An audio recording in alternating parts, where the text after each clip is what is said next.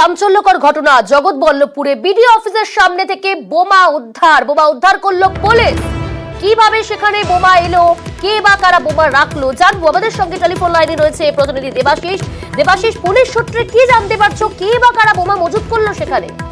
দেখো, এখনো পর্যন্ত পুলিশের তরফ থেকে জানানো হয়েছে যে তারা স্থানীয় মানুষের কথা শুনে তাদের তরফ থেকে ফোন আসে এবং তারা সেখানে যায়, গিয়ে দেখে একটি প্লাস্টিক ব্যাগে 4টি বোমা রয়েছে, সেটিকে উদ্ধার করে নিয়ে চলে আসে। তবে কে বা কারা সেখানে বোম রেখেছে তা নিয়ে পরিষ্কার কিছু তারা বলতে পারেনি এবং এলাকায় যে সিসিটিভি পুলিশের রয়েছে তা চেক করেই বিডিও অফিসের সিসিটিভি রয়েছে সেগুলিকে চেক করা হচ্ছে।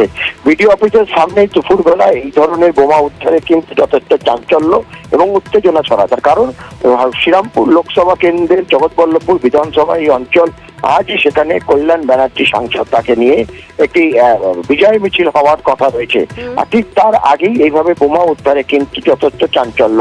তৃণমূলের তরফ থেকে পরিষ্কার জানানো হয়েছে এই বোমা রাখা হয়েছে আইএসএফ অথবা বিজেপির তরফ থেকে, তারা যৌথভাবে এই বিজয় মিছিলে হামলার একটা পরিকল্পনা ছিল।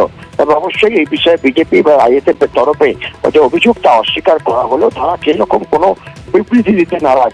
তাদের দাবি পুলিশ ঘটনার তদন্ত করুক, তাদের দলে কেউ দোষী থাকলে তারা কিন্তু ব্যবস্থা নেবে। তবে এই রাজনৈতিক চাপানোতর বোমা ঘিরে তা কিন্তু রয়েছে। ধন্যবাদ দেবাশিস।